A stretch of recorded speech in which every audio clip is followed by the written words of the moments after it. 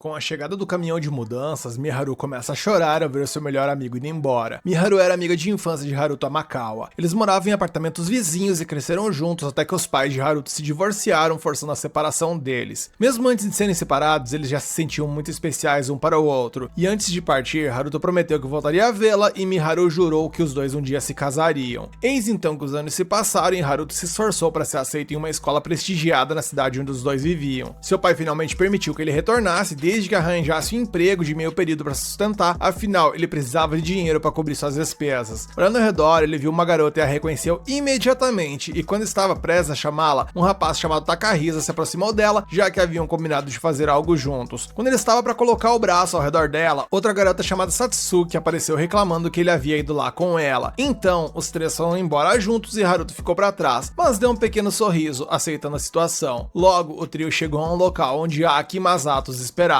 Satsuki comentou o quanto eles haviam crescido e Masato respondeu dizendo que a garota havia ficado ainda mais bonita, o que deixou Aki nervosa e Satsuki radiante de felicidade. Eles estavam reunidos para celebrar mais um ano de escola. No entanto, naquele mesmo dia, os cinco foram transportados para um mundo alternativo. Durante o processo, Aisha percebeu algo estranho e rapidamente alertou Haruto. O restante do grupo estava perdido naquele universo bizarro, sem ideia de onde tinham parado, e para piorar a situação, não havia sinal de telefone e de repente um homem enorme com uma espada se aproximou deles. Enquanto isso, Haruto estava indo para o sudeste, guiado por Aisha. No caminho, ele encontrou uma estranha nuvem mágica e decidiu investigá-la, e no meio da névoa, ele encontrou um celular rosa. Em outra parte daquele mundo, em um acampamento cheio de homens armados, os adolescentes recém-chegados foram jogados em uma cela com vários outros, exceto Miharu, que foi levada por um homem de cartola. Ela tentou se comunicar com ele, mas ele falava uma língua diferente. Aki gritou pra amiga, mas um soldado bateu nas grades para silenciá-la. No meio de tudo isso, Haruto viu uma fumaça ao longe e foi em direção a ela. E lá era o local onde o grupo da Terra havia sido levado. E assim que os guardas notaram que um estranho se aproximava, um deles assoviou para alertar os outros. Eles rapidamente cobriram as gaiolas com lonas para esconder as crianças aprisionadas, justo quando Haruto chegou, procurando pela pessoa que havia deixado cair o celular que ele encontrou. O homem de cartola, que parecia ser o líder daqueles caras, afirmou que nunca havia visto aquele telefone em sua vida. Ao avaliar essa situação, Haruto percebeu que iniciar uma briga naquela situação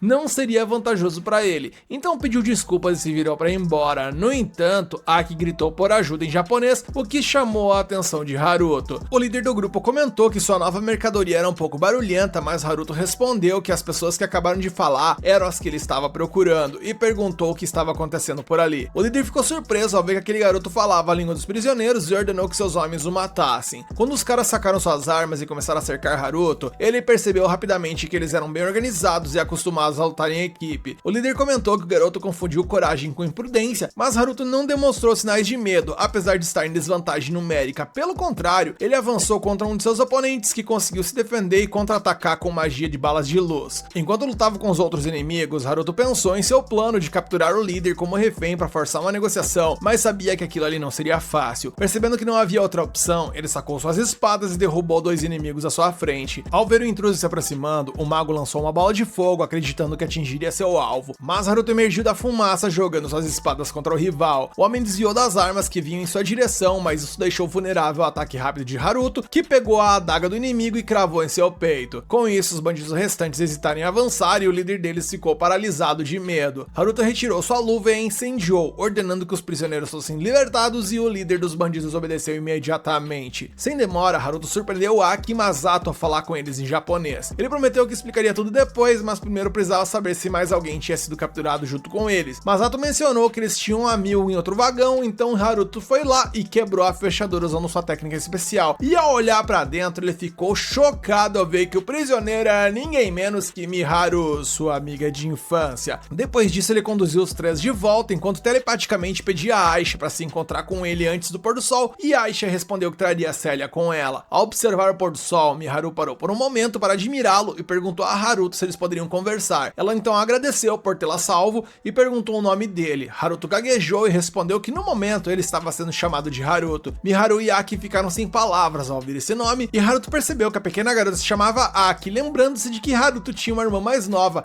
embora eles não se vissem há muito tempo. Para confirmar, ele pergunta se há algo errado, mas Aki respondeu que não. Masato então perguntou por que Haruto não tinha sobrenome e se apresentou como sendo Masato, irmão mais novo de Aki. Haruto refletiu que Amakawa Haruto não tinha o irmão mais novo novo e Masato também não carregava o sobrenome Amakawa. Deduzindo então que talvez a mãe de Haruto tivesse se casado novamente e tido um filho com outro homem, e com isso em mente, ele perguntou o sobrenome de Aki, e ela disse que também era Sendo. Haruto prometeu explicar por que não tinha um sobrenome assim que chegasse a um local mais confortável, e sem perder tempo ele encontrou um local adequado e usou sua habilidade de desfazer para erguer uma grande pedra do chão que continha sua casa dentro dela. Nesse momento Aisha chegou com Célia falando em italiano, que é a linguagem desse mundo. Célia ficou feliz ao ver o seu amigo novamente e Haruto apresentou os habitantes da Terra, explicando que Célia já havia sido sua professora. E após as apresentações, Aisha beijou a amiga na testa, provocando uma reação mágica. Em seguida, ela repetiu o gesto com Miharu, criando uma conexão temporária que permitiu que elas compreendessem a língua uma da outra. Haruto ficou surpreso ao descobrir que Aisha poderia fazer aquilo e ela explicou que só era possível porque ele entendia ambas as línguas.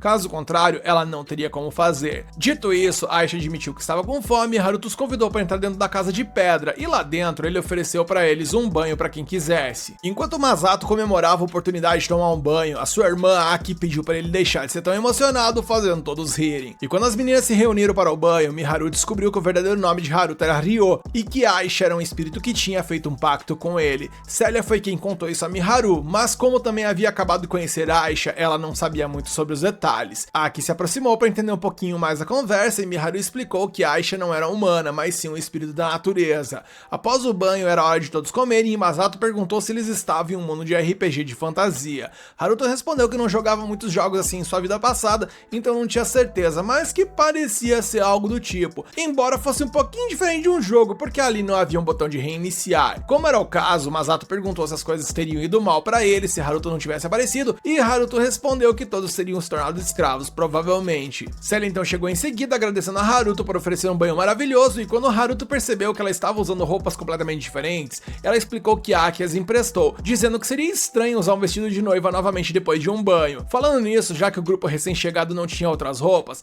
Ryo decidiu que compraria mais itens essenciais no outro dia, e Miharu lembrou que eles não tinham dinheiro, mas Ryo ofereceu-se para cobrir qualquer despesa necessária por ali. Célia perguntou onde fariam as compras e Ryo sugeriu a Mandy como um bom local. Célia ficou contente com a ideia e se perguntou se seria possível vender seu vestido de noiva para conseguir mais dinheiro, mas mais uma vez Ryo disse que não precisavam se preocupar e com isso convidou a todos para comer. Ao ver a mesa cheia de comida, Célia perguntou se Ryo havia preparado tudo e ele confirmou. Durante a refeição, Ryo soube que o grupo foi trazido para aquele mundo por um fenômeno causado por magia de invocação. Miharu perguntou se havia alguma forma de voltar para a Terra, mas Haruto admitiu que não tinha uma resposta para isso, pois essa situação era muito diferente da sua própria reencarnação naquele mundo. Aki comentou que Haruto havia morrido em um acidente de trânsito quando era universitário e perguntou se essas memórias voltaram para ele quando ele era criança nesse mundo. Ryo confirmou que sim e explicou que por isso acreditava que sua experiência não era de grande importância para os recém-chegados. Célia refletiu sobre tudo e concluiu que os 6 pilares de luz que viram, junto com os eventos desse ano, o ano 1000 da Era Sagrada,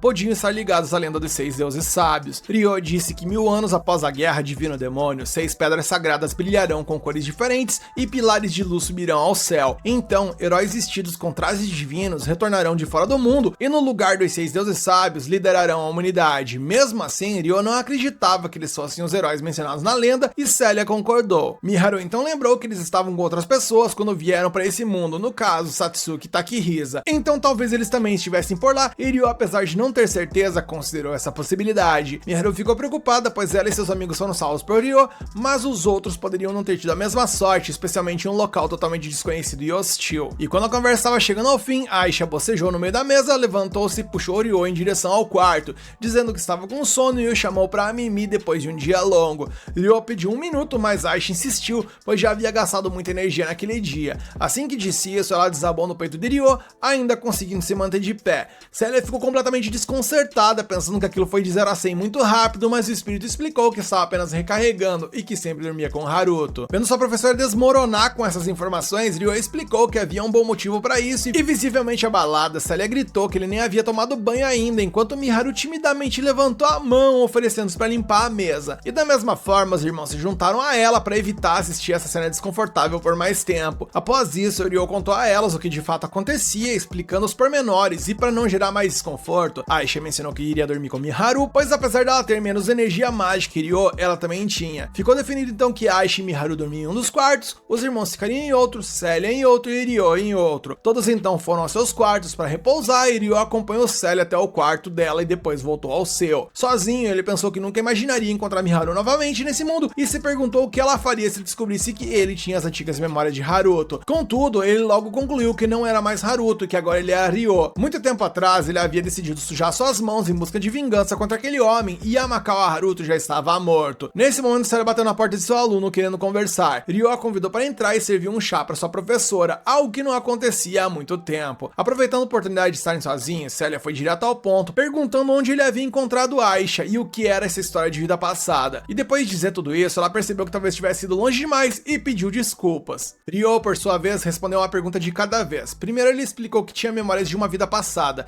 e que essa pessoa veio do mesmo mundo que Miharu e os outros, por isso ele entendia japonês. Nesse ponto ele se lembrou do momento em que sua professora o encontrou pela primeira vez nos becos. Ryo recuperou as memórias de sua vida passada pouco antes disso, e o nome daquela pessoa era Haruto. Foi então que Célia percebeu que ele escolheu Haruto como pseudônimo por conta disso.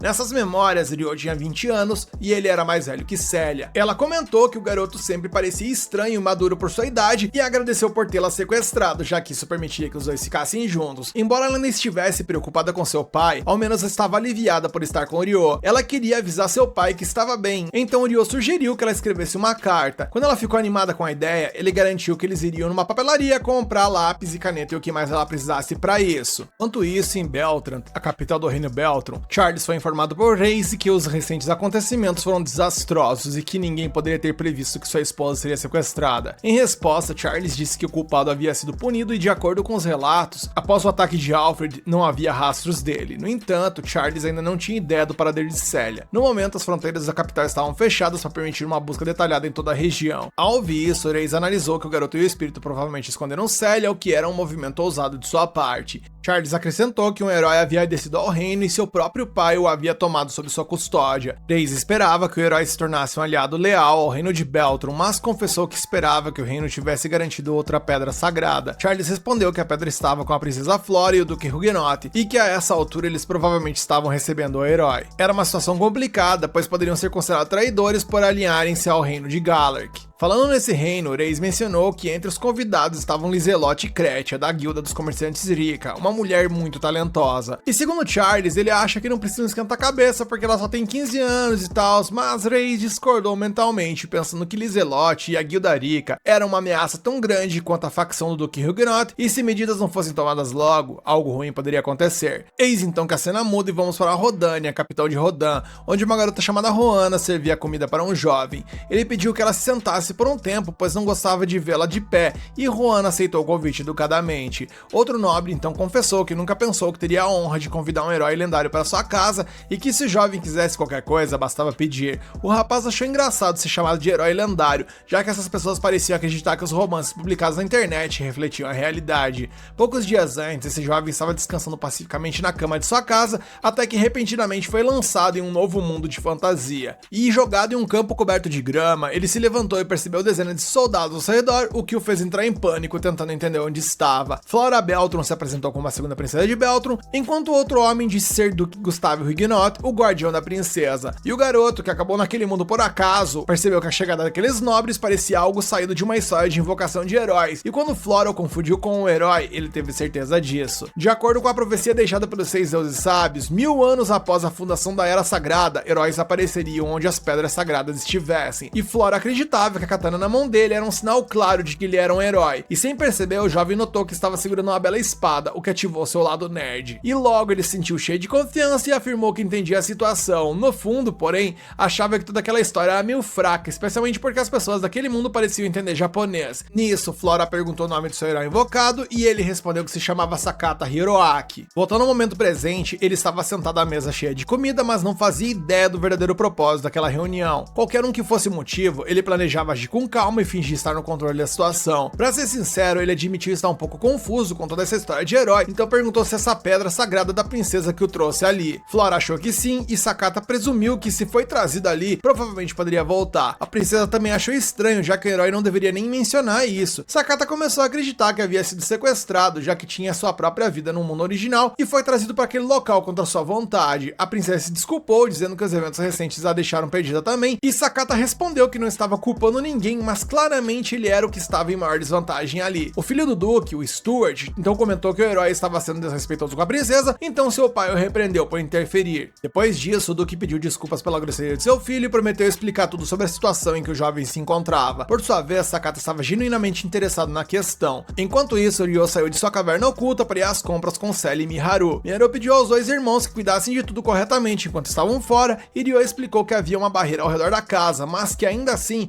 eles não deveriam tentar sair. De repente, Aisha apareceu e pegou Sally em seus braços, voando pelo céu. Os irmãos assistiam maravilhados, enquanto Ryo perguntou se poderia carregar Miharu da mesma maneira, e assim que ela aceitou, os quatro estavam voando pelo céu, e Miharu estava encantada com aquilo. Sally perguntou a Aisha o quanto ela sabia sobre Ryo, e ela respondeu que sabia praticamente sobre tudo, já que as memórias de Haruto fluíam para ela através do pacto que eles tinham. Em outras palavras, Aisha e Ryo compartilhavam essas memórias com suas consciências profundamente conectadas, o que era a natureza de um pacto com espíritos dada a proximidade deles. E com isso, Sally admitiu se sentir um pouco desconfortável com o fato de Aisha conhecer um lado de Ryo que ela mesma não conhecia. Mas o espírito a tranquilizou, explicando que Haruto havia mudado e que estava, aos poucos, aprendendo a confiar nas pessoas. Ela acrescentou que se Haruto agora conhecia pessoas boas, era graças a Célia, pois quando ele estava completamente sozinho, foi ela quem se aproximou dele. E quando chegaram ao destino, Ryo explicou a Miharu porque ela precisava chamar Célia de Cecília. Era justamente para tentar evitar que ela fosse reconhecida e tal. Era também o momento de todos mudarem a cor do cabelo antes de entrar na cidade, para evitar problemas, e com isso feito, eles entraram em Amandi, a cidade mercantil do reino de Galark. Em certo ponto, Miharu perguntou por que havia uma fila tão longa na rua, e Ryo explicou que era por conta de uma loja de manju, uma especialidade local. A Guilda Rica oferecia uma variedade de alimentos e doces que se assemelhavam aos da terra. Logo, o grupo chegou à Guilda Rica, onde foram recebidos por Chloe, que estava encarregada de atender os visitantes naquele dia. Ryo pediu a Chloe que cuidasse de suas amigas enquanto ele saía por cerca de 1 hora, e Célia aproveitou a oportunidade para experimentar algumas roupas no andar de cima. Enquanto Ryo cuidava de alguns assuntos, as garotas passavam o tempo na guilda, e Célia incentivou Miharu a experimentar algumas roupas também, apesar da extrema timidez dela. Mesmo constrangida, Miharu concordou e acabou experimentando alguns trajes junto com as outras. Enquanto isso, Ryo não encontrou pistas úteis e percebeu que as coisas estavam se movendo rapidamente, sem muitas opções. Chloe perguntou se Célia precisava de mais alguma coisa, e ela respondeu que gostaria de ver alguns itens de papelaria. Ryo então chegou e perguntou a Miharu se ela estava encontrando algo que gostaria de comprar, e então percebeu que ela estava segurando um sutiã. Ele rapidamente se virou e pediu desculpas. De qualquer forma, ele aconselhou Miharu a não se preocupar com ele e aproveitar as compras. Depois de dizer isso, Ryo se preparava para sair, mas Miharu pediu que ele experimentasse uma roupa que ela havia separado para ele. Quando ele a vestiu, ela percebeu o quão bem lhe caía, e todas as outras garotas concordaram. Vendo isso, Ryo decidiu ficar com a roupa, já que estava ficando sem opções em seu guarda-roupa, e Chloe mencionou a promoção em roupas masculinas. Se ele comprasse outra peça, ganharia um desconto. Ryo elogiou as habilidades de venda da Guilda Rica, e Célia perguntou se ela poderia escolher a próxima roupa para ele.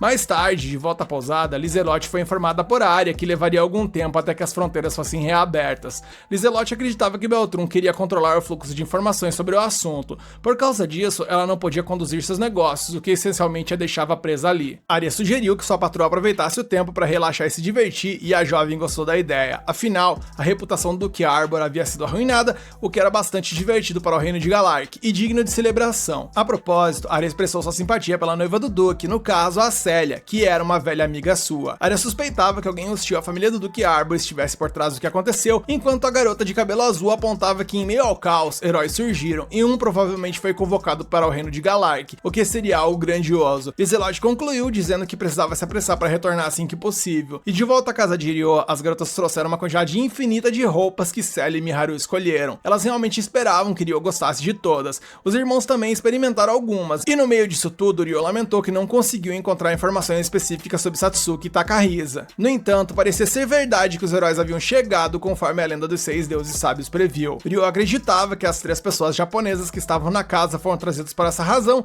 junto com Takahisa e Satsuki, que talvez tivessem vindo como heróis. Na profecia, há 6 heróis, e talvez aqueles 2 estivessem entre eles. Ao perceber que seu irmão mais velho poderia estar nesse mundo, Aki e Masato expressaram a intenção de procurá-lo. Ryo entendeu a preocupação deles, mas enfatizou que precisavam aprender a língua e os costumes daquele mundo antes de se aventurarem. E falando em partir, Ryo mencionou que conhecia algumas pessoas confiáveis, no caso, os espíritos, e acreditava que eles poderiam oferecer conselhos valiosos. Aisha, cansada de tudo, só queria comer, e Ryo concordou que era hora de preparar a comida. Miharu se ofereceu para ajudar, e Ryo aproveitou para anunciar que teriam comida japonesa naquela noite. E observando os dois cozinhar, Masato lembrou-se de como Miharu sempre se sentia desconfortável perto de homens, mas parecia não se importar com Haru Haruto. Por fim, Celia se juntou, ansiosa para aprender a cozinhar, e não demorou muito para que a equipe de cozinha preparasse uma refeição deliciosa. Depois, vemos Ryo partindo para a aldeia dos semi-humanos e todos o aconselham a tomar cuidado no caminho. Masato afirma que será fluente em australiano quando ele voltar e Ryo pede a Aisha para cuidar de todos por ele. Ela concorda, e Ryo tira uma pedra de seu armazenamento usando-a para teletransportar para a aldeia dos semi-humanos. Ao chegar à aldeia dos espíritos, ele encontra Latifa, que fica feliz em vê-lo novamente e o abraça. Ela dá boas-vindas a ele e ele pergunta se ela está bem. Ela afirma que está, e Sara, Alma e Ophilia também vêm ao encontro dele. Elas explicam que sentiram uma distorção na energia espacial, então imaginavam que ele poderia ter retornado. Ryo então diz que voltou dessa vez para consultar os anciãos sobre algo e Sara menciona que informará os anciãos imediatamente. A cena corta para Ryo explicando a situação aos anciãos e eles percebem que a torrente de mana anômala que chegou correndo ali veio da região de Strahl. Ryo menciona que isso pode ter sido resultado daqueles 6 pilares de luz e ele acredita que esses pilares eram algum tipo de magia de espaço-tempo. Ele especula que os pilares foram usados para convocar pessoas de outro mundo para esse lugar e informa sobre os rumores em torno de 6 heróis da região de Strahl. Ursula pergunta a Ryo porque ele acha que os heróis foram convocados de outro mundo e ele afirma que é porque ele acolheu um menino e 2 meninas que costumavam viver nesse outro mundo. Os anciãos perguntam se os 3 são heróis, mas Ryo diz que não, explicando que os encontrou em um lugar que não estava conectado aos pilares de luz. No entanto, eles estavam com 2 pessoas antes de serem transportados e ele acredita que essas 2 pessoas podem ser os heróis, e esses 3 foram pegos na convocação, levados ali por engano. Um dos anciãos então pergunta se ele conseguiu se comunicar com os de outro mundo e ele responde que sim, porque conhece a língua deles. Isso levanta várias perguntas à mente dos anciãos e Ryo explica que em sua vida passada ele também via nesse outro mundo. Os anciãos têm dificuldade em entender isso de vida passada e tal, e ele menciona que explicará isso em outra ocasião. Ele então espera que a explicação dada até agora seja suficiente para que eles entendam a situação e os anciãos concordam em deixar o assunto de lado por enquanto e ele diz que também tem um pedido a fazer. Eles obviamente afirmam que farão o que for possível para ajudar, já que é um pedido dele. E Ryo pergunta se seria possível deixar os 3 que ele mencionou, além de outra pessoa, na aldeia por enquanto. Eles pedem para ele falar um pouco mais sobre isso e ele explica que está procurando pistas de como devolver esses 3 ao mundo deles, mas será difícil agir enquanto as pessoas estiverem sob seus cuidados. Ele sabe que o povo da aldeia é muito mais qualificado do que ele quando se trata de magia de espaço-tempo e eles percebem o que ele está tentando dizer e concordam em acolhê-los. Um dos anciãos pergunta quem é a 4ª pessoa e ele menciona que é uma professora a que ele deve muito pelo passado e tal, e que ela estava sendo forçada a se casar, então ele a resgatou no dia do casamento. Os anciãos acabam rindo disso, achando que ele é um conquistador e concordam em cuidar de todos, mas com a condição de que os 4 manterão a informação sobre a aldeia em segredo quando retornarem à região de Strahl. Ryo concorda em explicar isso a eles e menciona que partirá amanhã para trazê-los de volta. A cena então corta para ele conversando com a Latifa a sós e ele pergunta se ela conseguiu entender a discussão de hoje. Ela afirma que sim, e ele se desculpa por falar sobre sua vida passada sem a permissão dela. Ele menciona que não teria sido capaz de explicar as coisas aos anciãos se não tivesse revelado isso, e ela pergunta se também deveria contar a ele sobre suas origens. Ryo diz que ela não precisa se forçar a fazer nada e ela pergunta se as pessoas de quem ele falou anteriormente são japonesas, e ele responde que sim, e ela pergunta se ele contou a ele sobre as suas origens japonesas. Ele menciona que sim, e que se não tivesse contado, não teria como explicar a eles como consegue entender a língua deles.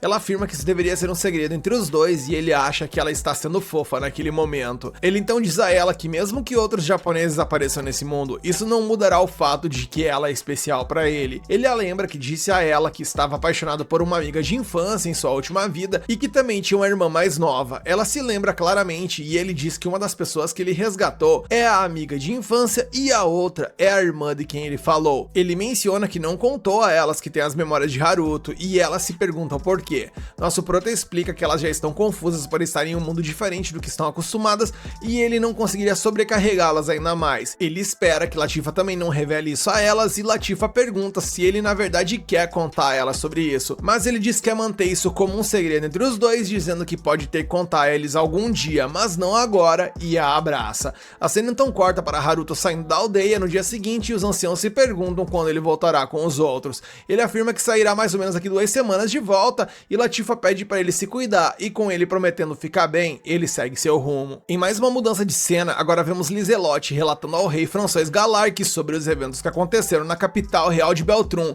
e ele diz que tem outro pedido para ela. Ele pede que ela chame o Duque de Huguenot e ela se pergunta o que vai fazer lá. Ele explica que a Pedra Sagrada em seu reino convocou uma heroína e é por isso que estão planejando convidar os embaixadores de reinos vizinhos para realizar uma recepção para apresentar o herói. Ele menciona que também gostaria gostaria de convidar o herói do reino de Beltrum para essa ocasião e espera que ela entregue a carta em seu lugar. Ela concorda e ele menciona que ouviu dizer que o nome do herói de Beltrum é Sakata Hiroaki. Lizelotte fica surpresa ao ouvir isso e pensa que esse nome tem uma sensação de nostalgia. Ela percebe que esse sujeito pode ser do Japão, mas não diz nada ao rei sobre isso. Ela então pergunta o nome do herói convocado em seu reino e descobre que é Sumeragi Satsuki. O rei especula que os heróis podem ser da mesma terra, já que têm nomes semelhantes, e pede a Lizelotte que conheça sua heroína, pedindo a filha para guiar Lizelotte até Satsuki, e Lizelotte então conhece a heroína, que se apresenta a ela. A cena corta para Ares olhando para Amandi de longe durante a noite, e ele consegue entender porque a guilda mercantil de Irika tem sua sede nessa cidade. Vemos que ele está cercado por alguns monstros parecidos com zumbis, e ele pensa que encontrou uma ótima matéria-prima por ali.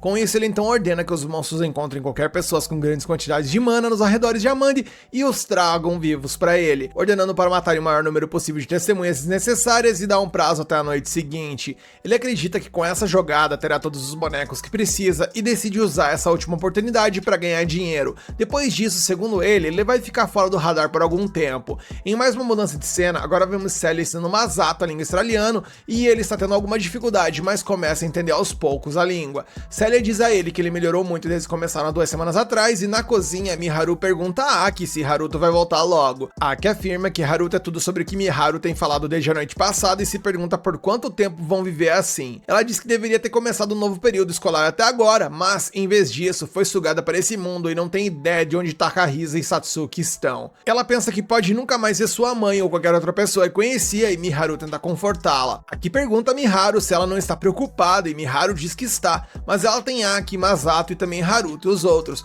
mencionando que isso faz sentir-se mais calma, e Aki se pergunta se Miharu não quer voltar para outro mundo, e Miharu afirma que sim, mas entrar em pânico não vai adiantar de nada. Ela menciona que Haruto já está fazendo o melhor que pode e agora tudo que elas podem fazer é confiar nele. Aki então pergunta o que ela acha de Haruto e Miharu menciona que no mundo antigo dela, ela se sentia ansiosa perto de homens, mas sempre que está com ele, parece que está se divertindo. Miharu continua e diz que ele é confiável, uma boa pessoa e talvez também tenha algo a ver com o fato dele ter o mesmo nome do irmão de Aki, no caso, Haruto.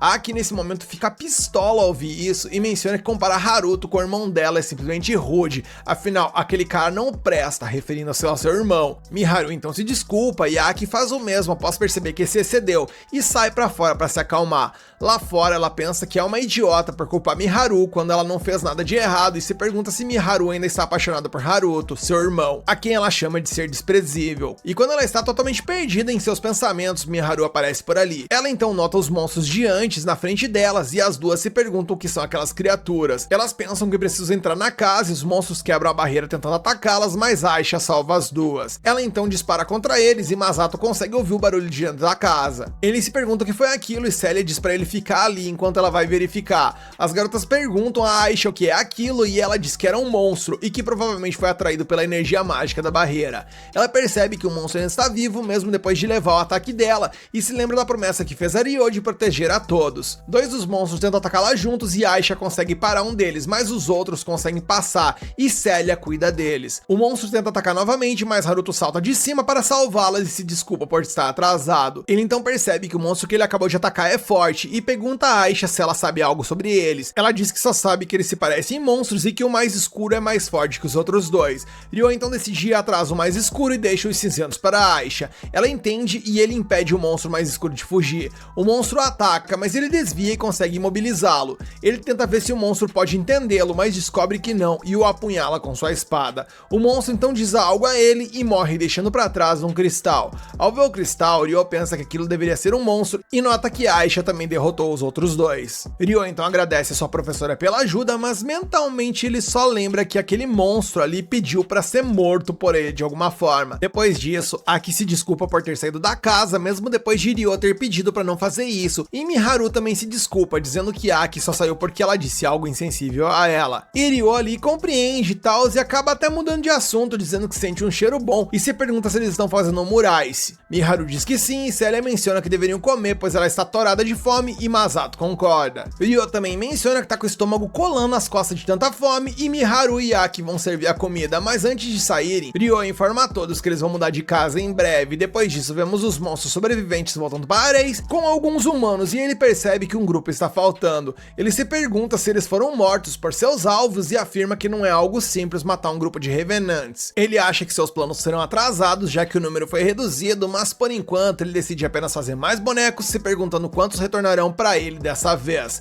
Nisso o episódio acaba e eu tô super ansioso pra ver como essa história vai se desenrolar. Você quer continuar acompanhando essa história aqui no canal? Então deixa aqui nos comentários que você quer a continuação, mete o dedo no like pra fortalecer esse vídeo e se inscreve e ativa o sininho pra fortalecer o canal. Enquanto isso, na Vila dos Espíritos, Latifa pensa sozinha sobre Ryo, mencionando que logo mais a pessoa que ele amou em sua vida passada, assim como sua irmã mais nova daquela vida e a professora a quem ele tanto tem apreço, virão para essa vila. Ryo mencionou que ela não precisa contar a essas pessoas sobre si mesma e sobre sua vida passada, mas sabendo que elas são importantes para o rapaz, Latifa considera ser honesta com elas. Nisso, o grupo de Ryo chega à Vila dos Espíritos e todos ficam impressionados com a rapidez da teletransportação e a beleza do lugar em que chegaram. Latifa e as outras meninas estão por ali para recepcionar os recém-chegados e os humanos ficam impressionados com a aparência das pessoas fera. Nisso, os habitantes locais se aproximam de Aisha depois de muito tempo sem vê-la e diante disso, Miharu se pergunta se Aisha é importante para aquelas pessoas e Ryo explica que aqui são considerados como os divinos, os espíritos das classes mais altas, aqueles que podem se materializar e se transformar em forma humana. Ao ouvir isso, Miharu pede 1000 desculpas por tratar os espíritos de forma tão informal, mas a própria Aisha pede para que não tratem ela formalmente. Enquanto isso, Célia se apresenta a Latifa depois de saber que ela é a irmã mais nova de Ryo e pede desculpas por sua ousadia, mas adoraria tocar a cauda da garota fera e faz seu pedido diretamente sem nem pestanejar. Com a concordância da garota fera, a professora não perde tempo em realizar o seu desejo. Aki então comenta que Célia parece gostar de coisas peludas, então Latifa sorri e responde que esse lugar pode ser o paraíso para ela. Ao ouvir isso, os recém-chegados ficam surpresos com essa habitante que falou japonês, então Latifa explica que assim como Ryo, ela também tem memória de sua vida passada e por isso se oferece para ensinar australiano aos visitantes. Ryo pergunta se a jovem garota fera tem certeza disso e ela responde que já havia decidido e que seus amigos e os anciãos estão cientes de sua decisão. Ela tomou essa decisão sabendo como é se sentir insegura por vir de outro mundo e isso seria uma forma de fazer os enviados se sentirem mais à vontade em um lugar onde eles nunca estiveram antes. Ela se lembra de sua infância desafiadora em Stral, onde teve grandes dificuldades de adaptação lá no seu início, que foi muito triste, inclusive.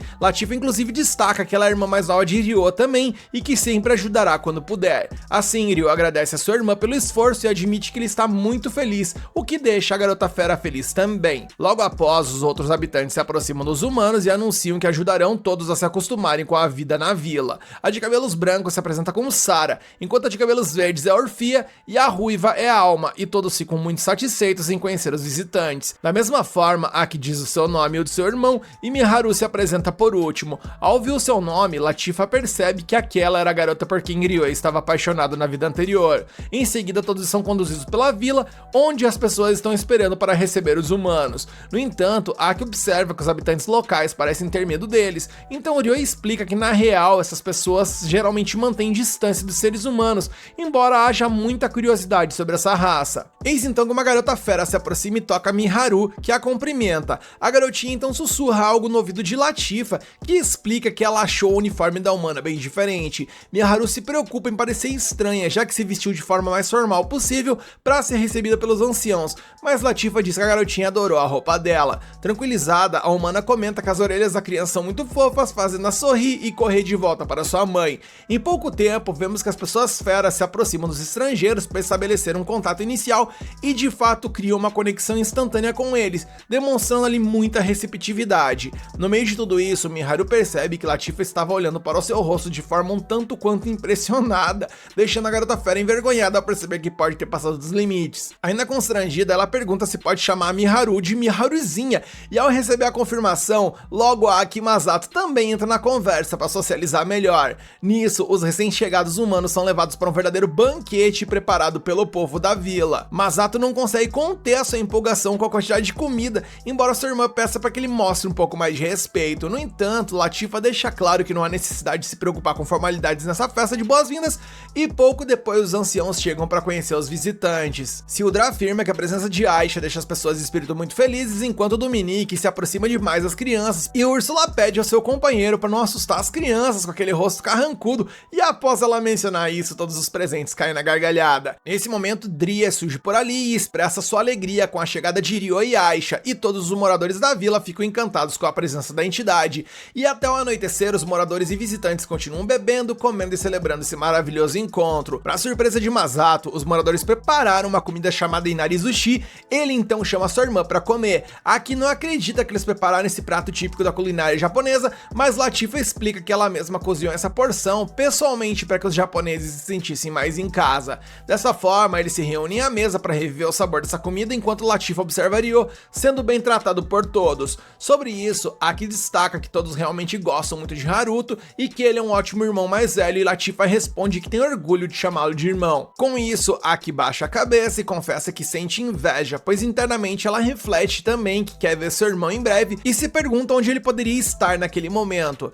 Depois de pensar nisso, ela garante a Latifa que vai estudar muito bem a língua desse mundo. Após a festa, os humanos são levados para sua nova casa enquanto ficam na vila e todos ficam impressionados com o tamanho da residência. As mulheres fera explicam que eles podem utilizar o banho externo e depois descansar bem, e Masato fica super animado com esse banho. No entanto, ele acaba ficando de fora após perdendo pedra, papel e tesoura enquanto todas as meninas entram na água. Com isso, Masato se arrepende de não ter pedido para Haruto jogar no lugar dele, pois certamente o rapaz seria vencido. Porém, Ryo não tem tanta certeza disso, então o garoto desafia ele para uma partida para ver se o que ele tá falando é real, e vemos que o Masato acaba ganhando porque Ryo escolheu tesoura enquanto Masato escolheu pedra. No banho, Miharu olha para as estrelas visíveis no céu, enquanto Aki reconhece que realmente chegaram a um local incrível, mas ela teme que nunca mais voltem para casa. Nesse momento, Miharu até responde que um dia voltarão, mas as palavras de Aki instantaneamente pesaram o clima legal e todo mundo ficou cabisbaixo.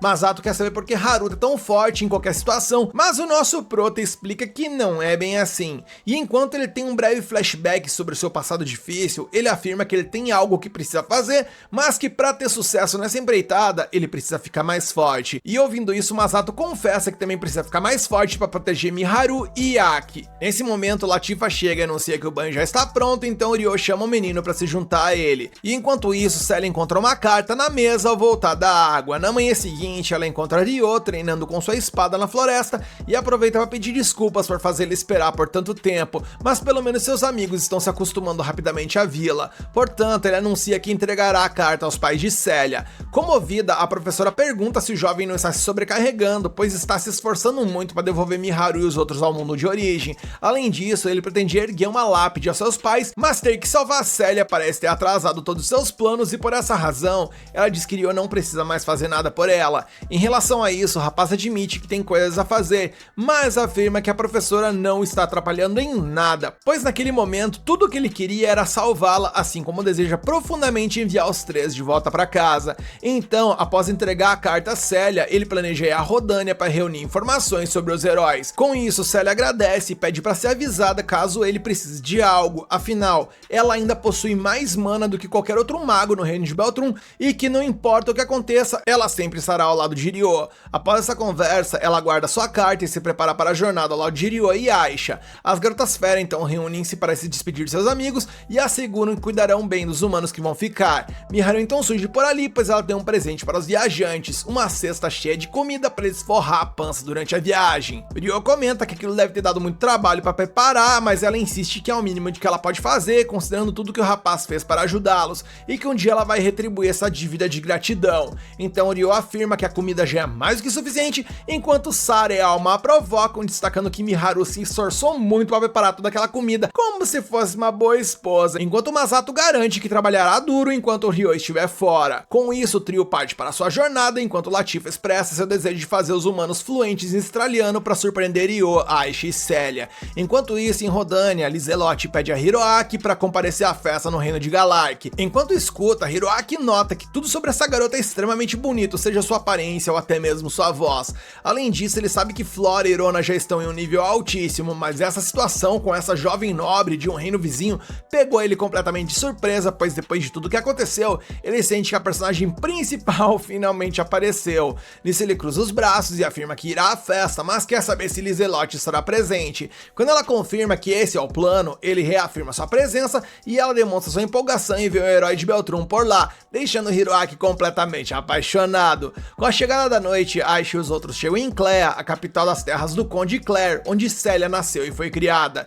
Segundo ela, existe uma passagem secreta no jardim que conecta a casa principal principal, e como apenas sua família conhece, Célia planeja deixar a carta por lá e voltar. Decidindo isso, eles se aventuram pelo jardim na mansão e tentam não ser vistos pelos guardas, e para evitar serem vistos, Ryo anuncia que devem utilizar artes espirituais para se esconder a partir daquele momento, uma tarefa que Aisha assume. Tendo feito isso, eles chegam à fonte no centro do jardim, onde Célia abre a entrada para a passagem secreta antes que os guardas apareçam. Logo, eles chegam a um corredor subterrâneo e Célia pega uma lanterna que emite um brilho verde. Ao mesmo tempo, uma esfera brilha na mesma cor do escritório de Roland Clare, o pai de Célia e conde da região. Naquele momento, ele abre a passagem de dentro de seu escritório, surpreso por alguém ter entrado de fora. Lá, a garota deixa a carta sobre uma escrivaninha enquanto seu pai grita seu nome, imaginando que poderia ser ela. Quase chorando, ela tenta seguir em frente, apesar da emoção avassaladora que ela está sentindo nesse momento. Na carta, ela pede desculpas aos pais por causar tanta preocupação, mas pede que fiquem tranquilos, pois atualmente está vivendo uma vida pacífica ao lado de pessoas em quem ela confia. Ela sabe que decepcionou seus pais ao abandonar seu casamento com a família Duke Arbor, mas deixou claro que está bem e que um dia retornará a Clea para explicar tudo. Mas até lá, ela deseja que seus pais cuidem de sua saúde, finalizando a carta mencionando que agradece pelo amor incondicional deles. Depois de ler a carta, Ryo e os outros estão prestes a deixar a mansão e Roland corre para fora e grita pelo nome de sua filha. Sem esperança de encontrá-la naquele momento, ele reflete que a garota não o decepcionou e promete que um dia verá sua amada filha novamente. Afastados dali, Ryo pergunta se Célia realmente não quer ver seu pai e ela explica que é melhor assim por enquanto. E em todo caso, o rapaz assegura que um dia eles vão voltar e que tudo vai ficar bem. Então a garota enxuga suas lágrimas e acredita que isso realmente acontecerá. A cena então muda e vemos que Lizelotte está viajando com Arya. Eis que durante o voo ele sofre uma baita de uma turbulência por um dragão que apareceu por ali, o que provavelmente fará com que eles precisem fazer um pouso forçado na cidade mais próxima. Na manhã seguinte, um dragão sobrevoava os céus de Nor, o território do Duque Kretia. Próximo dali, a bordo de uma embarcação, o capitão percebeu que voar até Amandê poderia ser perigoso, então decidiu fazer um pouso de emergência. Lizelotte o elogiou pela sábia decisão e ele se sentiu honrado com suas palavras. Enquanto isso, Arya chamou a atenção de Lizelotte para o que parecia ser o dirigível encantado da família do Duque Huguenot. A cena evolui e vemos então que a tripulação de Lizelotte é recebida pelo baronete Boxa e também pelo herói Sakata Hiroaki, que perguntou se Lizelotte havia encontrado o herói de Beltrum e ela confirmou que sim, e informou que havia entregue um convite ao herói também. Após essa breve explicação, ela questiona por qual motivo toda a patota está esperando por eles por ali,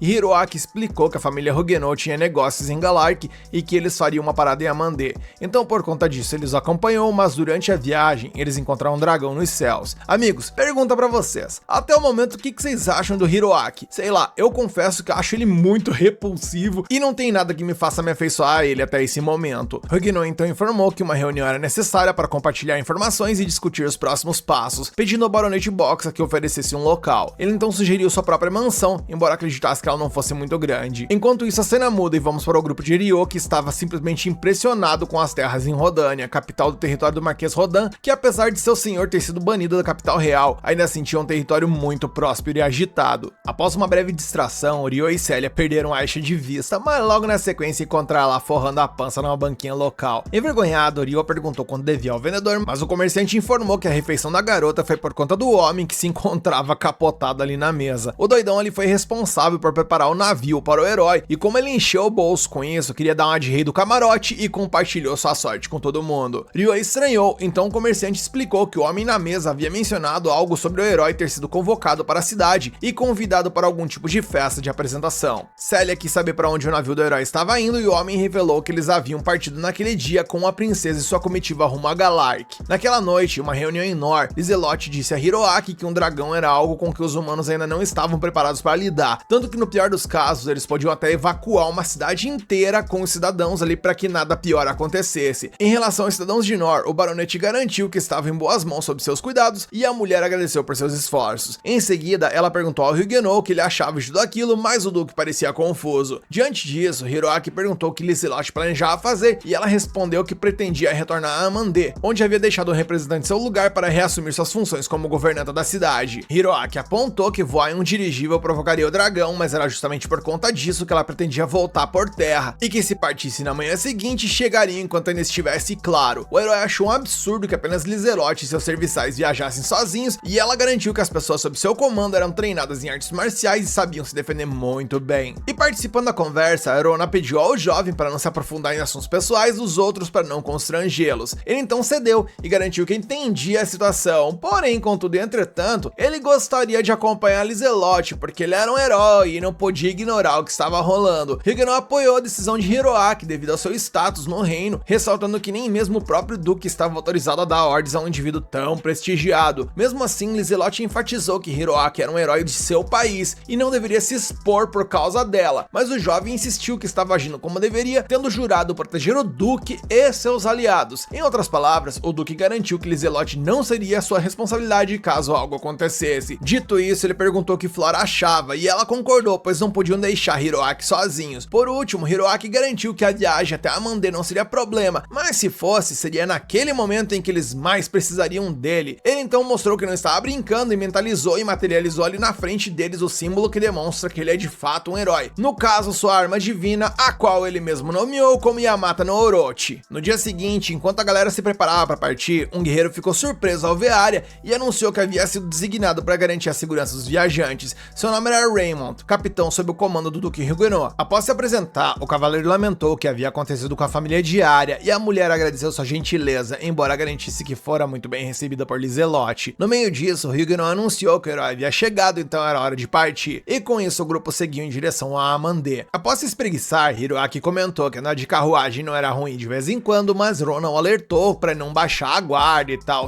E Lizelotte mencionou a Flora, que ela parecia não estar acostumada a andar de carruagem em estradas esburacadas, então seria bom avisar caso se sentisse enjoada ou algo do tipo. Mas a garota de cabelos roxos explicou que apenas não era muito de falar e achava mais relaxante ouvir as pessoas conversando. Ainda assim, Lizelotte se desculpou se estava sendo muito invasiva, mas realmente gostaria de conversar com a garota, pois havia muitas coisas que ela gostaria de saber sobre ela. E demonstrando felicidade, Flora se mostrou disposta a conversar, então Hiroaki interveio e pediu para não esquecerem de incluí-lo no assunto. Sério, eu não gosto desse cara. No entanto, Arya ordenou que a carruagem parasse devido à presença de um monstro e ordenou que os lutadores formassem posições de batalha. Em seguida, outro servo de Lizelotte acionou uma alavanca no veículo que ativou um sistema de defesa na carruagem, isolando os passageiros lá dentro. Olhando ao redor, os soldados não conseguiam ver os monstros, então Arya alertou que havia um número absurdo deles escondidos na floresta. Mesmo achando estranho que essas criaturas tivessem aparecido tão repentinamente, ela ordenou que os guerreiros levantassem seus escudos para protegerem-se de uma chuva de pedras arremessadas pelos inimigos, enquanto ela e os outros conjuravam uma barreira mágica para evitar serem atingidos. Raymond ordenou que os feridos fossem levados para perto da carruagem e pediu ao Duque Huguenot para não sair do interior. Arya pediu ao capitão que posicionasse a defesa na frente com ela, enquanto um soldado informou ao oficial que havia monstros na estrada atrás deles, e com isso centenas de inimigos começaram a aparecer sem parar. Arya então pediu que Lizelotte se mantivesse segura dentro da carruagem, pois ela deveria suportar algumas pedras jogadas. Em seguida, ela disse às outras que estavam por ali que eliminaria os inimigos à frente,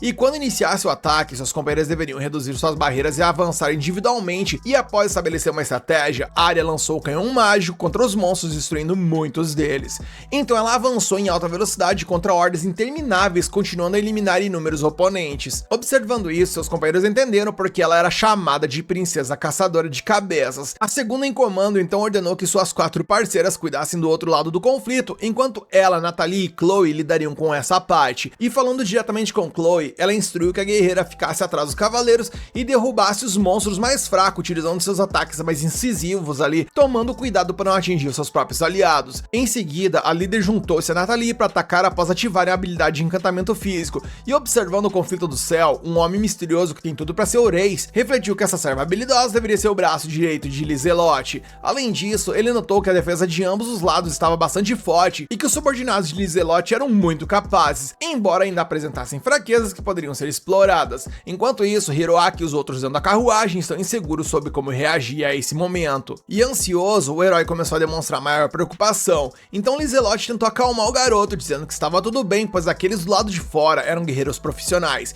Hiroaki observou que mesmo com tantos guerreiros profissionais, eles não haviam conseguido resolver a situação rapidamente, e Flora pediu ao garoto para confiar mais em todos, embora ele demonstrasse certa relutância, pois não conhecia aqueles soldados. Ao ouvir isso, Flora perdeu a calma e também mostrou aflição, então Lizelotte se aproximou, segurou sua mão e confessou que ela também estava com medo, embora se envergonhasse de admitir. E de qualquer forma, ela perguntou se estaria tudo bem segurar a mão da garota e Flora disse que sim. Aproveitando a estratégia de Lizelotte, Hiroaki também segurou a mão de Erona e garantiu que ele a protegeria com sua espada se algo acontecesse, e a garota reagiu abraçando o herói. Porém, algo extremamente pesado caiu sobre a carruagem, fazendo-a balançar avançar violentamente. Nesse momento, Hiroaki atingiu seu limite e convocou sua arma para lutar do lado de fora, levando Urona consigo. Flora comentou que ela e Lizelot deveriam seguir o herói, mas sua colega pediu que esperasse dentro enquanto verificava a situação. Ao sair, ela invocou sua barreira mágica e avaliou o imenso terror que estava escondido na floresta. Após isso, Lizelot puxou Flora e se reuniu com Hiroaki e Urona.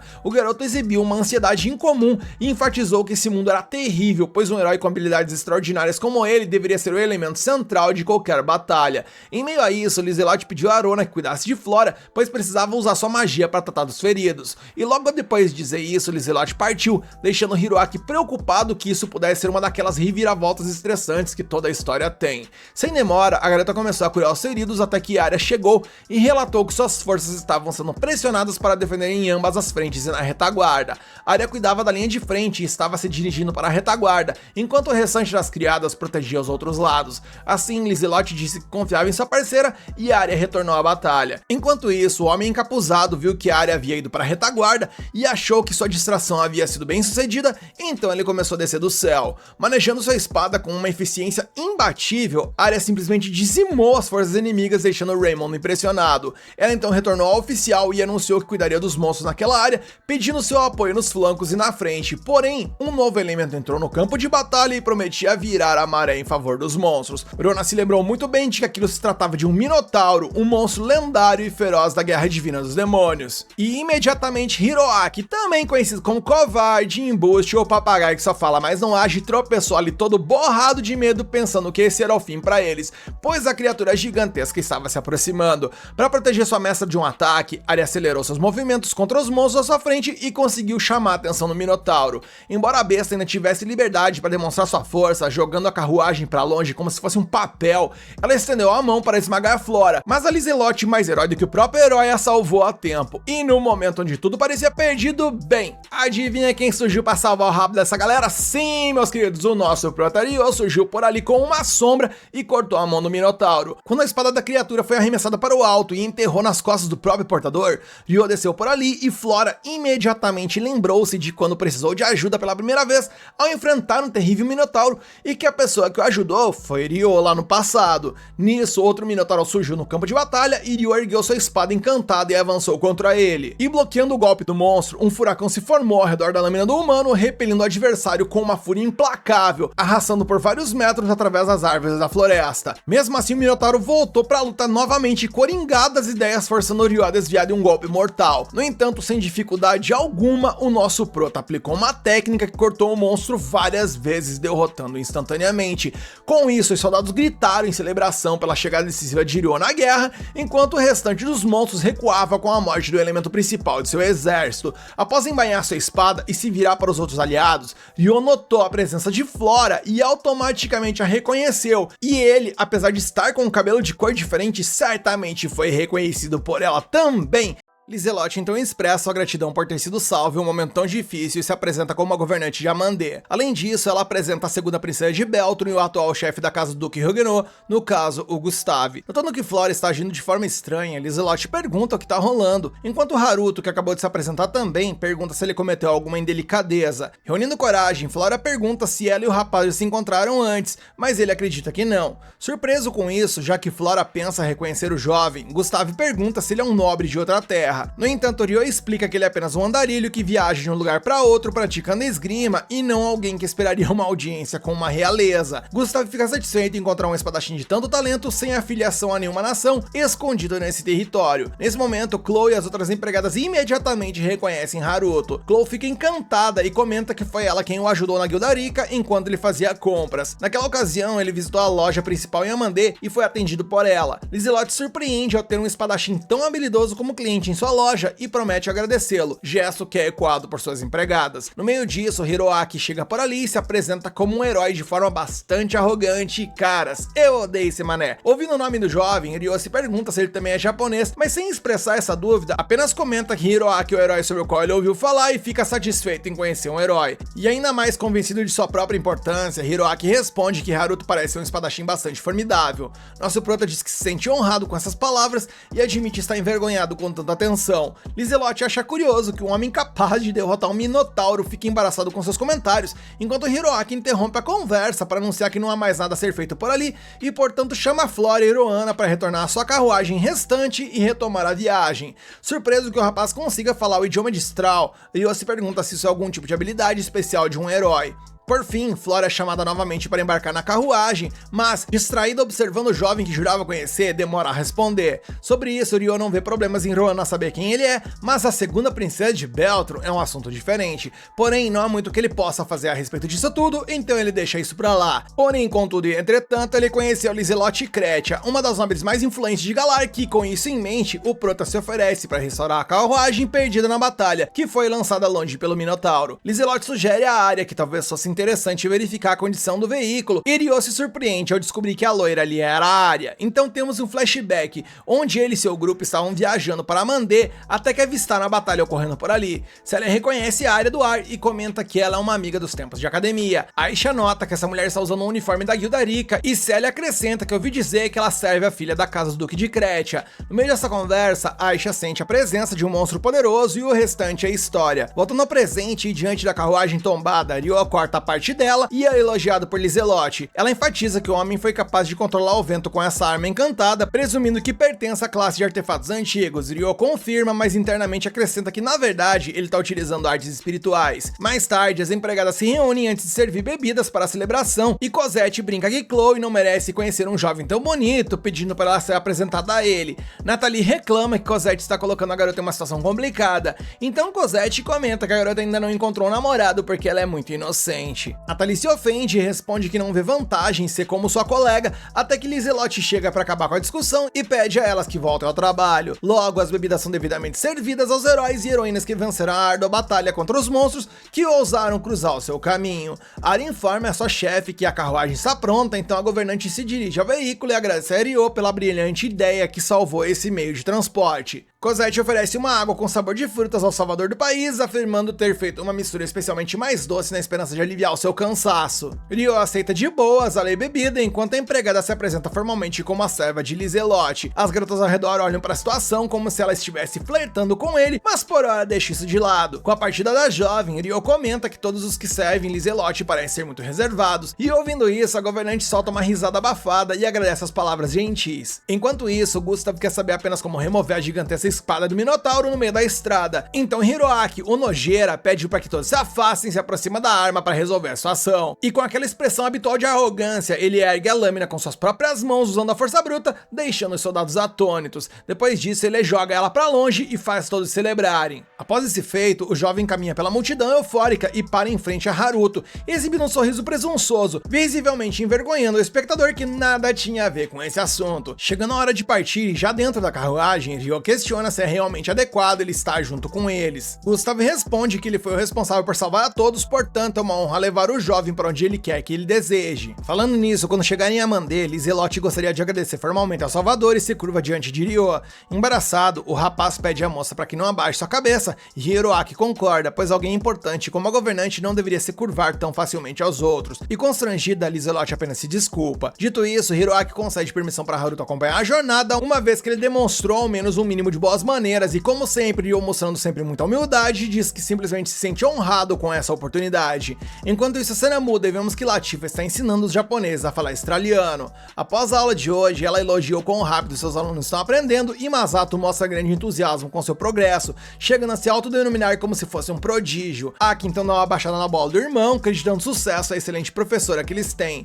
Masato então é chamado para pescar e vai todo felizão fazer isso. Sua irmã pergunta sobre o treinamento em artes espirituais, mas o garoto quer apenas brincar e já está negligenciando suas responsabilidades. De bom humor, Miharu comenta que graças aos artefatos mágicos ele consegue acompanhar as crianças fera e está se divertindo tanto que mal consegue se conter. Em resposta, Latifa acrescenta que o uso de um item mágico também servirá como treino de artes espirituais, mas além de Masato, ela anuncia que as duas alunas deveriam se esforçar mais em seus treinos. A cena muda mais uma vez e mais tarde elas estão treinando com Orfia, que dá orientações a elas nessa atividade. Em uma tentativa de invocar uma esfera de água, Miharu se sai bem e controla o elemento por um tempo razoável, mas Aki enfrenta grandes dificuldades com a tarefa e pensa que algo está errado com ela e que talvez, sei lá, lhe falte o Tatakai. Diante disso, Orfia encerra o treino do dia e chama os alunos para o chá, mas Aki decide dar uma volta em vez disso. Após uma breve caminhada, ela encontra duas crianças fera brincando ali, fingindo que estão com potes vazios, cheios de comida, o que a faz lembrar de um evento de infância em que ela, Haruto e Miharu brincavam do mesmo jeito.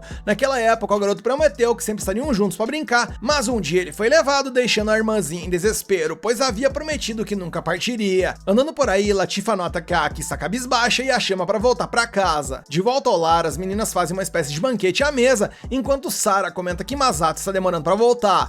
Aproveitando o assunto, a Aki brinca que o irmão estava tão assustado quando chegou, mas agora já se soltou. Miharu entende a perspectiva do menino, já que tudo era tão novo para eles por ali. Falando nisso, a Aki pergunta a Latifa como ela e Haruto se adaptaram ao local, o que ela responde que foi difícil no começo. Orfia enfatiza que agiu de forma imperdoável naquela época, enquanto Sara menciona que há muito tempo, Ryo estava acampado perto da barreira da vila que mantém os humanos afastados. Quando se aproximaram para ver o que estava acontecendo por ali, elas encontraram Latifa, que tinha sido colocada para dormir usando artes espirituais. Elas pensavam que Ryo havia sequestrado uma criança da vila e detiveram ele sob suspeita. No entanto, Ryo utilizou artes espirituais em Latifa para ajudá-la, já que ela frequentemente tinha pesadelos. Quando perceberam o erro, Alma diz que se apressaram para ajudar Ryo, lembrando a garota que o rapaz sempre dizia algo em seu sono. Lembrando claramente, Orfia diz que ele dizia mizinha enquanto dormia, o que faz Aki se sentir abatida ao ouvir essas palavras. Nesse momento, Masato chega com um enorme peixe para o jantar, mas a criatura é tão grande que saltou de suas mãos para a mesa,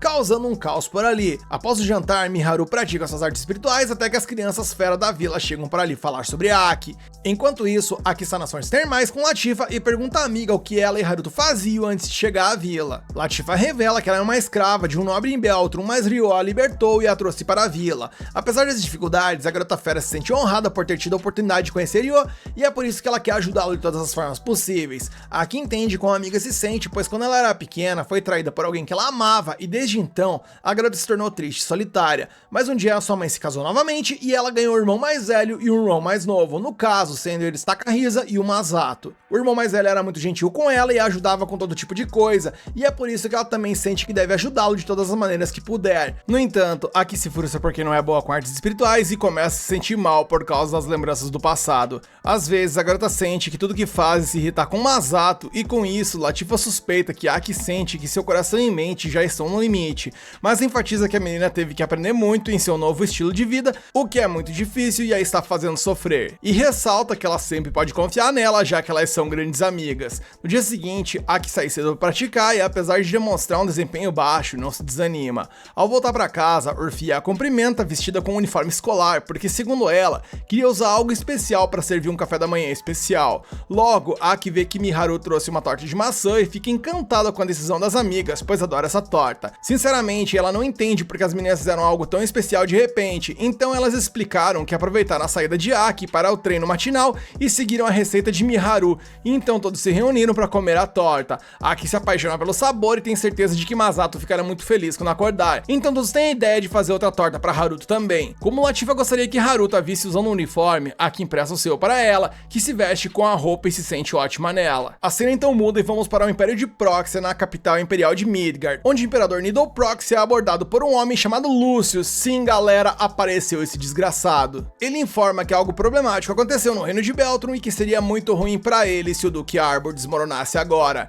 Nidal responde que o enviou como um embaixador com um sinal de amizade, pois nada seria resolvido com o conflito interno. E conversando com o homem, Reis aparece e informa a Lúcio que pretende colocar seu plano em ação, mas que há um grande problema pela frente, um problema que nem mesmo um Minotauro pode resolver. Portanto, Lúcio deve cumprir uma nova missão, e essa é capturar Flora Beltrum. Vemos então que Ryo e os outros finalmente chegaram à cidade de Amandê. Ao ser deixado sob os cuidados das empregadas da governante, nosso prota é informado por Lizelote de que um mensageiro será enviado para vê-lo na manhã seguinte. Com isso, a líder se despede e sua empregada anuncia que levará Ryo ao alojamento dele. Ao entrar na hospedaria, ele encontra Célia e Aisha. Preocupada, Célia se aproxima, abraça o companheiro e pergunta se ele está bem, e ele a tranquiliza dizendo que não sofreu danos nem nada do tipo. Por conta da forma como a garota se aproximou do rapaz, ele menciona que todos ao redor estão prestando muita atenção neles e, envergonhada, ela puxa o amigo até a mesa. Durante a refeição, ele comenta que Lizelote providenciou um local para eles ficarem, então permanecerão em Amandê pelos próximos dias. Célia demonstra preocupação com o envolvimento de Arya, mas Ryo acredita que Célia, disfarçada como Cecília, transmite uma impressão muito diferente, então tudo deve ficar bem. O que preocupa é o fato de a família real estar viajando com nobres associados ao reino de Beltrum, especialmente Flora, o Duque Huguenot e Roana. E curiosa, Célia lembra que Flora e Roana conheciam Ryo bem e com isso perguntou se elas não perceberam que ele era ele. E Ryo responde que Flora tem instintos apurados e percebeu algo diferente, mas ele ainda acredita que a mudança na cor de seu cabelo pode estar o ocultando, então ele prefere acreditar nisso. Mesmo assim, Célia acha que seria melhor se eles deixassem a Amandê. Entretanto, embora saiba que há riscos em permanecer, Ryo quer construir uma relação amistosa com Lizelotte, já que o herói do Reino Galaic pode ser alguém que ele esteja procurando, e estabelecer uma conexão com alguém influente nesse país seria ótimo para isso. E sobre isso, Célia reconhece que Lizelotte é famosa por sua astúcia, portanto, ela apoia a decisão do líder do grupo e deixa claro que fará o que for possível para ajudar. E aproveitando a oferta de auxílio da garota, o jovem menciona que visitará Lizelotte no dia seguinte e por isso gostaria que sua amiga lhe ensinasse os modos adequados para visitar a casa de um nobre. A cena então evolui e o Duque Gustave Huguenot comenta com Lizelotte que Arya fez um excelente trabalho na batalha. Embora grata pelo elogio, a garota não entende porque o herói de Beltron não resolveu a situação. O Duque reconhece isso, embora acredite que o rapaz ainda não tenha experiência suficiente para tal. Ainda assim, ela menciona que Hiroaki foi forte o bastante para erguer a grande espada do Minotauro, presumindo que essa força venha de sua arma divina. Gustave considera isso provável e acrescenta que esse poder só pode ser usado se houver afinidade, assim como acontece com espadas encantadas. Eles dizem que a afinidade com armas divinas depende exclusivamente dos heróis, e sinceramente, Gustave acha que o fato de Hiroaki conseguir usar essa força sem treinamento levanta muitas questões que eles não conseguem responder, e pra piorar, como o herói é alguém muito importante, ele teme colocá-lo em perigo desnecessário. Por essa razão, ele acha que seria prematuro enviar Hiroaki para batalhas apenas para ganhar experiência, e dessa forma ele o manteve apenas em duelos simulados com os Cavaleiros do Reino. E sobre tudo isso, Lizelotte considera que a primeira experiência de combate do jovem acabou sendo muito traumática, muito mais do que ele imaginaria, mas Gustave acredita que isso pode ser transformado em algo positivo, considerando que Hiroaki, apesar das adversidades, adquiriu experiência nesse conflito. E ouvindo tudo isso atentamente, a governante de Amandê confirma o que já suspeitava. O Duque Huguenot vê o herói de Beltron apenas como um símbolo de poder. De qualquer forma, o homem relata que se Haruto não tivesse aparecido, todos eles teriam sido massacrados, já que ele matou 3 Minotauros sem qualquer dificuldade e salvou o rabo da galera. E Gustave pensa que isso seria impossível a menos que a pessoa tivesse um controle absurdo sobre a espada encantada que usa, algo extremamente raro de se encontrar em um espadachim com tal nível de poder. Na opinião de Lizelotte, Haruto demonstra não apenas habilidades com a espada, mas também em comportamentos e palavras, e por conta disso ela acredita que ele pode estar escondendo sua identidade real ou ser de uma casa nobre caída. Por conta disso, Gustave tem grande interesse em conhecer melhor Haruto para construir uma relação com ele no futuro, e com essa intenção a nobre convida o homem para participar de uma reunião com o jovem no dia seguinte, e como forma de agradecimento, Gustave oferece seus cavaleiros para que Lizelotte investigue a causa do surgimento dos monstros, já que ter mais pessoal disponível para explorar a floresta pode ser crucial para o sucesso da missão. Ela então agradece pela ajuda, especialmente porque relatórios apontam que muitos aventureiros estão sendo desaparecidos na área. Enquanto isso, a cena muda mais uma vez e nas ruas, 2 nobres levam seus pares a um restaurante muito caro na cidade. De longe já percebi que eles são Stuart e Alphonse, e bem, o sangue começou a esquentar e o ódio emanar do meu ser, pois esses dois aí são o verdadeiro chorume da obra junto com o Charles, que torturou Oriola na primeira temporada. As moças dizem que os preços dos pratos no local que eles estão indo são muito altos, mas os rapazes então vão no carteiraço ali questionando se as mulheres sabem quem eles são. As mulheres respondem que eles são de fato nobres e os dois apenas caem na gargalhada com isso. Alphonse então comenta com um amigo que está de bom humor nesse momento, enquanto Stuart responde que esse bom momento apagará os eventos da tarde. Alphonse reclama que o amigo não deveria falar sobre isso e resmunga que o tal Haruto simplesmente apareceu do nada. Além disso, Hiroaki apontou o dedo para eles e os acusou de terem se escondido da batalha e sujado as calças de medo. E amigos, pela primeira vez eu gostei um pouco do Hiroaki. Stuart se revolta, pois isso não é apenas mentira, mas também porque o próprio herói demonstrou medo diante da guerra e ainda assim trata os cavaleiros como fracos e insignificantes. E cansado de ouvir sobre esse rapaz, Alphonse só quer outra bebida. No entanto, ao chegarem ao restaurante, a dupla causa problemas na recepção, querendo usar o salão com a vista para o jardim, embora outros clientes já estejam ocupando o espaço. E como o destino é simplesmente implacável, vemos que nesse mesmo salão, nesse mesmo espaço, quem que está? Sim, meus queridos, Ryo, Célia e Aisha estão por ali conversando. Eis então que a dupla inconveniente sobe as escadas apressadamente, mesmo com os protestos da equipe, e invade o salão dos clientes, enquanto um garçom se adianta e pede desculpas pelo comportamento dos homens. Nisso, Ryo pede uma explicação sobre o que tá rolando por ali, e Surpreso ao ver quem estava lá dentro, Stuart se apresenta como membro da família Huguenot, afirmando que Alphonse pertence à família Rodin e que os dois são cavaleiros afiliados ao grupo que Ryo ajudou hoje. E ao se lembrar da dupla lá dos primórdios do tempo do colégio, Ryo pede desculpas por não tê-los reconhecido e pergunta o que os trouxe até ali. Sem rodeios, Alphonse deixa claro que pretende utilizar o salão, então o Prota informa que já terminou de comer e que os rapazes podem utilizá-lo. No entanto, quando Celia e Aisha estavam prestes a sair, o nobre as impede e as convida para jantar, e eu tô começando a pegar pilha pra valer com esses caras, e pelo visto Ryo também, pois ele intervém e explica que elas já estão satisfeitas. O nobre age como se fosse inadmissível que alguém recusasse seu convite,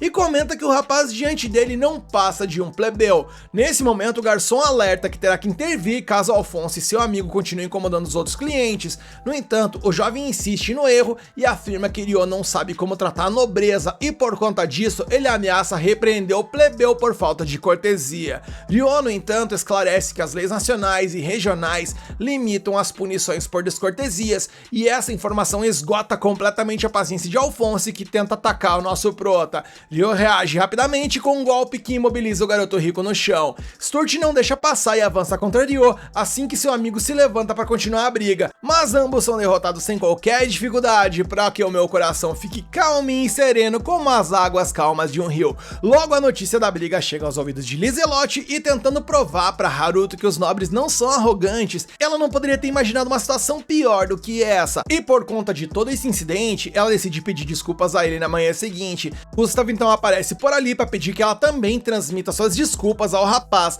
afinal, como o sobrenome indica, Stuart também é um Huguenot. O Duque então repreende os dois jovens e os lembra de que não devem esperar uma segunda chance, e por isso ele diz que decide deserdar a dupla. Alphonse argumenta que isso é uma reação exagerada, considerando que foi apenas uma briga contra um plebeu. No entanto, o Duque afirma que o rapaz é útil, ao contrário dele, Alphonse, que é um completo inútil que só presta pra fazer raiva na audiência de quem assiste esse anime. Furioso, mesmo na presença de um membro do Cal, o jovem exige que ele retire suas palavras. Gustav, no entanto, explica que Haruto enfrentou 3 minotauros, algo que nenhum dos dois presentes seria capaz de fazer, e que Alphonse e Stuart inclusive foram derrotados mesmo atacando em conjunto quando enfrentaram ele. Contudo, o Duque decide dar aos rapazes uma segunda chance para limpar os seus nomes, e levando em consideração que Lizelot investigará a floresta oeste de Amandê, ele quer que a dupla de inúteis se destaque de alguma forma como parte do grupo avançado dessa investigação, pois dessa forma o próprio Duque poderia falar bem da dupla e ignorar esse fiasco que causaram. Porém, contudo e entretanto, se eles falharem, eles terão que permanecer confinados em Rodânia, e o mais importante,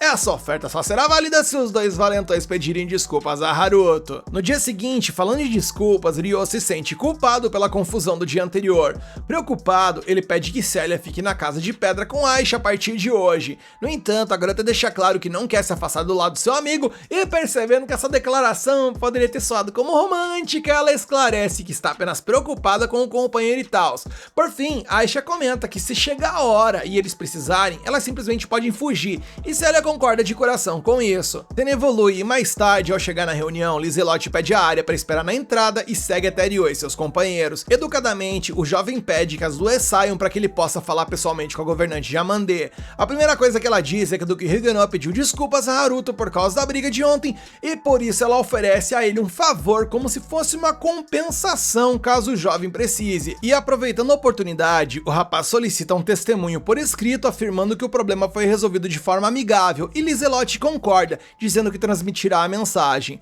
Além disso, Lizelot então convida Haruto e seus companheiros para almoçar em sua casa, mas ele acredita que as duas ainda estão cansadas do evento de ontem, então ele decide ir sozinho. A cena evolui e mais tarde, Ryo recebe o documento solicitado do Duque Gustav. Na condição de pai, o homem então chama Alphonse e Stuart para a sala para que os dois peçam desculpas ao convidado. Imediatamente, os dois se ajoelham diante de Haruto e imploram por seu perdão, e com uma calma que provavelmente eu não teria, ele pede que a dupla apenas levante a cabeça. Depois disso, Haruto é levado para a mesa de almoço, onde Flora e Hiroaki já estavam por ali. No meio da refeição, o herói de Beltron sente falta de comer arroz com carne, e Lizelot menciona que pediu para que essa comida do mundo original do rapaz fosse preparada, mas ela admite que não saiu como planejado, mas ainda assim Hiroaki está disposto a experimentar. Nisso, o prato com esse alimento então é servido a ele e aos outros, e ao provar a primeira garfada, ele percebe que o sabor é semelhante ao de um risoto de queijo, então Lizelot decide dar esse nome ao prato. E analisando essa situação toda, Ryo nota que esse arroz tem a consistência que a Guildarika desenvolveu,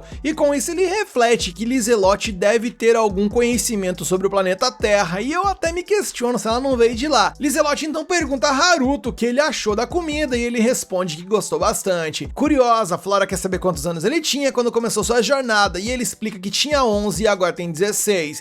Hiroaki se impressiona com o fato dele viajar mesmo sendo tão novo, dizendo que, no entanto, isso não deveria ser um problema quando se está com seus pais. Ryo então esclarece que seus pais morreram antes de ele iniciar sua aventura, e por conta disso ele foi forçado a partir sozinho em busca de alguém que tivesse conexão com seu pai e com sua mãe. Gustav então menciona que caso Haruto deseje se estabelecer em algum lugar permanentemente, ele recomenda que ele escolha o reino de Beltron e promete oferecer condições favoráveis a um espadachim no nível dele. Lizelotte obviamente não perde a chance e também pede a Ryo para considerar a Mande em suas opções. Nosso prota então foi categórico ao dizer que agora ele está em uma jornada, mas o futuro ao futuro pertence. E o Hiroaki, como é um baita de um mimado, acaba demonstrando ciúmes ali e pergunta se está na presença do salvador do mundo, e Haruto brinca que nunca poderia se comparar ao verdadeiro herói da nação. Ryo então aproveita o momento e menciona que outro herói também chegou ao reino de Galaik, pelo que ele ficou sabendo, e Lizelotte explica que se trata de Sumeragi Satsuki, e nesse instante Ryo percebe que essa é uma das pessoas que a Miharu estava procurando. E para finalizar, o Duque Gustav convida Haruto para a festa, já que vários heróis estarão presentes.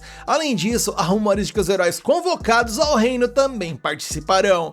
Diante desse convite, Ryo sente que está se aproximando das pessoas certas e fica feliz por ter boas notícias para compartilhar com a Miharu. Enquanto isso, a cena muda e durante a investigação na floresta, Alphonse resmunga por estar sob o sol por causa de um plebeu como Haruto, até que Lucius aparece e ameaça o grupo, e agora minha cabeça bugou, galera. E sinceramente, numa batalha entre eles, eu só torço para que tudo se exploda e todo mundo vá de vala. Nisso o episódio acaba e agora aguardar ansiosamente pela continuação e para ver como a história vai avançar. Você quer continuar acompanhando essa história aqui no canal? Então deixa aqui nos comentários que você quer a continuação, mete o dedo no like para fortalecer esse vídeo e se inscreve e ativa o sininho para fortalecer o canal.